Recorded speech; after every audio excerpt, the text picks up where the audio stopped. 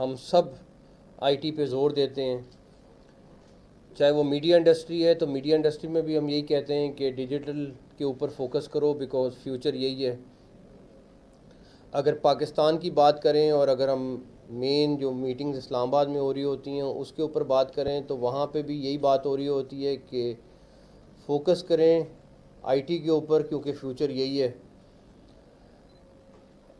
तो वो ख्वाब जो उसने आज से इतने साल पहले देखा था और दुनिया आजकल वो चीज़ें कर रही है, तो वो जीनियस बची थी और उसको पूरा पाकिस्तान याद भी करता है और उसको मिस भी करता है। और हमें उसके मिशन को, हम सबको, जितने हम लोग हैं, हम सब का फ़र्ज़ है कि उसके मिशन को किसी न किसी फॉर्म में हम आगे लेके जाएं। जो जो अपना हिस्सा डाल सकता है उसमें ज़रूर हिस्सा डालें। और पाकिस्तान का फ्यूचर भी इसी में है कि हम जितना कर सकते हैं हम अपने आप को आईटी सेक्टर के साथ लिंक करें, चाहे वो गवर्नमेंट है, चाहे वो प्राइवेट सेक्टर है, चाहे वो स्टूडेंट्स हैं। और अगर हम नहीं करेंगे तो मैं आपको सिर्फ एक छोटी सी मिसाल दे देता हूँ, बड़ी आसान सी। पाकिस्तान के बहुत सारे मीडिया ग्रुप्स थे बड़े। मैं मीडिया की मिसाल इसलिए दे रहा हूँ, मेरा अपना ताल्लुक़ मीडिया से, तो मुझे ज़्यादा आसान है आप लोगों को ये मिसाल देना। और 80s और 90s में वो बहुत बड़े ग्रुप होते थे। जब टेलीविज़न का एरा आया तो उनमें से बहुत सारे ग्रुप्स ने टेलीविज़न की तरफ अपने आप को कन्वर्ट कर लिया और कुछ ग्रुप्स वहीं के वहीं रह गए। आज वो इतने बड़े नाम, वो इतना बड़ा ग्रुप, वो मौजूद ही नहीं है। और जिन ग्रुप्स ने अपने आप को, चाहे वो नए थे वो चाहे पुराने थे, जिन्होंने अपने आप को डिजिटल में उस टाइम, हाल वही है जो उस तरह के ग्रुप्स के साथ हुआ जो उस टाइम रिजिड रहे कि नहीं नहीं हम तो बस इसी में रहेंगे, हमने चेंज नहीं करना अपने आप को।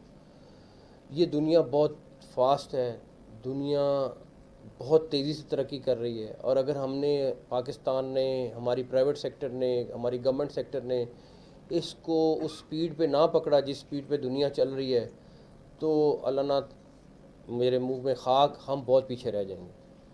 हम ऑलरेडी पीछे हैं। हम हमारी एक्सपोर्ट और हमारे दूसरे मुल्क जिनके साथ हमारा मुकाबला है, उनकी एक्सपोर्ट में ज़मीन आसमान का फ़र्क है। तो हमें सबको, वो जो अरफा करीम ने हमें एक विज़न दिया है, एक उसकी सोच थी जो अब उस टाइम पूरी गवर्नमेंट की, हर एक की सोच है, हमें उसको लेके आगे जाना है। किस तरीके से जाना है, हर बंदे ने अपना अपना सोचना है कि मैं अपने आप को डिजिटली कैसे लिंक कर सकता हूँ। प्राइवेट कंपनीज़ ने कैसे लिंक करना है, गवर्नमेंट ऑलरेडी। अच्छी बात यह है कि हमारा कैबिनेट का इजलास जो था, तकरीबन एक प्रोविंशियल गवर्नमेंट का कैबिनेट का इजलास 15 से 18 लाख और 20 लाख रुपए का कॉस्ट करता था, क्योंकि उस पर कागज़, हर जो मेंबर आता था उसके लिए तकरीबन साइड पे इतना बड़ा पलंदा फ़ोटोकॉपीज़ का लगा होता था, चाहे वो देखता था या नहीं देखता था।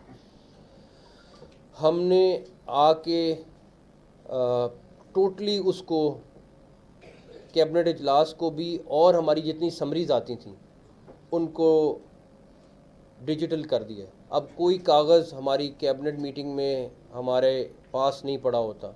एक टैबलेट छोटी सी पड़ी हुई है, उस पर एजेंडा है और उस पर आपने देखना है, उसी को पढ़ लेना है आपने, उसी से पढ़ के आपने अपना ओपिनियन दे देना है। तो कोशिश की है हमने थोड़ी सी, कहने की बात नहीं है। 15-20 लाख रुपए पर कैबिनेट इजलास, अगर आपके 4 इजलास हैं तो आपका करोड़ रुपया तो सिर्फ कागज़ पे ज़ाया हो जाता था, सिर्फ कागज़ पे ज़ाया हो जाता था। तो ये छोटी छोटी चीज़ें हैं जिससे बहुत फ़र्क पड़ता है, और ये सारा डिजिटली आप चीज़ें करेंगे तो और ज़्यादा सेविंग हो जाएगी। इसी तरह जब समरी मूव होती थी तो पहले एक बंदे के दस्तखत होते थे, फिर वो डिस्पैचर होता था, वो मोटरसाइकिल पे लेके दूसरी जगह जाता था, दूसरी से तीसरी, 8-10 लोगों से साइन करा के वो सीएम ऑफिस पहुंचती थी। अब वो डिजिटल है, वो हर एक का अपना अपना पोर्टल है जिस पे वो जाता है, उसके पास आती है, वो वहीं पे उसको ओके करता है और इसी तरह करते कराते वो सीएम तक पहुंच जाती है। तो तमाम लोग जो यहाँ पे हैं और जो अरफा करीम को याद करने के लिए यहाँ पे हैं, उन सब का शुक्रिया। और हम सब के लिए आज फ़ख्र की बात है। कुछ लोगों को आप फ़ख्र से याद करते हैं, तो अरफा करीम वो बची है जिसको हम फ़ख्र से याद करते हैं। अल्लाह ताला उनकी फ़ैमिली को, उन